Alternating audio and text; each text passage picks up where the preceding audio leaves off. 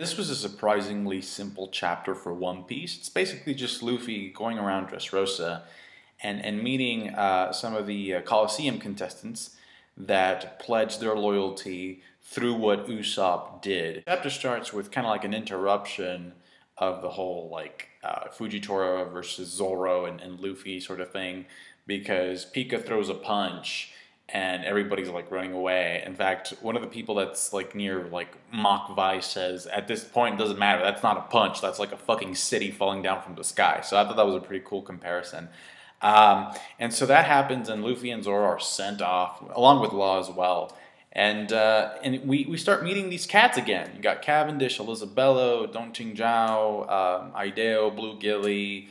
I didn't see the Funk Brothers though. Even Usi the Bull is back, and it's funny because like when we see Elizabello and he's like, oh, like we're doing this for King Riku and stuff. We see what's his name, Dagama, with a couple of of bumps in his head, and then he says, oh, we're not interested in the bounty at all, which means that he probably was. And then I guess Elizabeth sort of like knocks some sense into him. I thought that was funny. But the funniest part of the chapter is when they meet Cavendish and he tries to slash Law because he's also part of the worst generation that stole his popularity. Luffy says, hey, what are you doing? Like, this guy's gonna be my Nakama. And so, I mean, I try to not take that statement very seriously because Luffy's been known to ask fucking tree zombies to be their Nakama in Thriller Bark. But I don't know. I mean, it obviously gets you thinking about what it would be like if Law joined.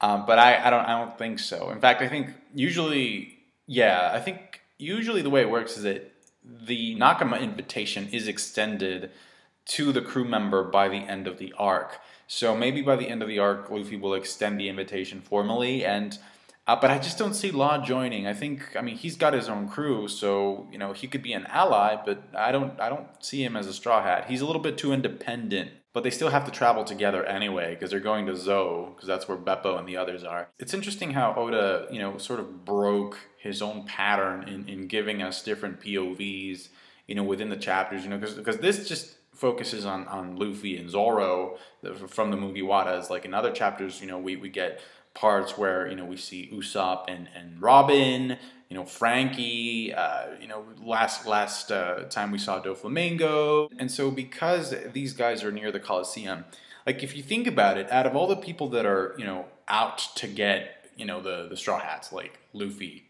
and Usopp and the rest of the people like Kairos and Law, really, like the only person that I actually see as an actual threat to these guys is Burgess. So what I think is going to happen is they're near the Coliseum right now. So what I think is going to and Fujitora is also a threat, but he kind of, I don't know, it seems like he's very, very ambivalent. He's just not doing anything. Because if he wanted to, he would have.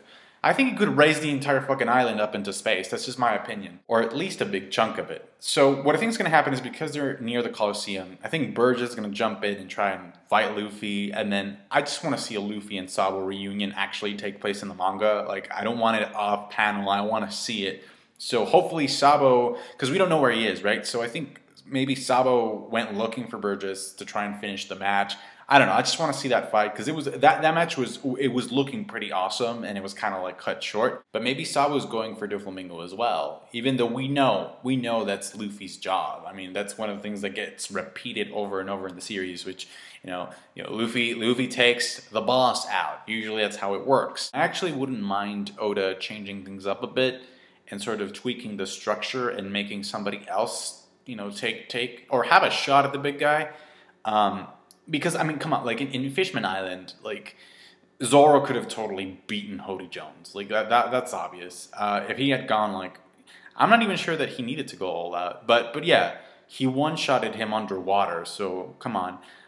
So maybe this will change, but not in this arc, because I think there's too much at stake with Luffy defeating Doflamingo for this. So maybe eventually, Oda will sort of, like, introduce a different dynamic, which is why, even though I miss Sanji, I kind of like the fact that the crew is not together within the same island. That leads us to that final panel, that final epic-looking panel of Pika's.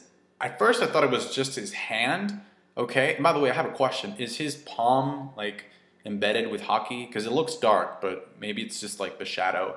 But at first I thought it was just the hand that they had destroyed. But no, actually, if you look at his arm, you know, well, you see that the hand has been destroyed, but then you see little blasts going up his arm. So I'm pretty sure, yeah, I'm pretty sure that at least that's going to take out his arm, at least. So props to Don Qingjiao and Elizabello. By the way, Elizabello's punch wasn't even fully charged. And honestly, like every time I see Don Qingjiao do something this epic, it just makes Garp seem like more of a boss. I thought it was okay, entertaining chapter for what it was worth. Not a lot of stuff happened, but hey, just the way it was. So thank you for watching, commenting, and liking the video. I appreciate it.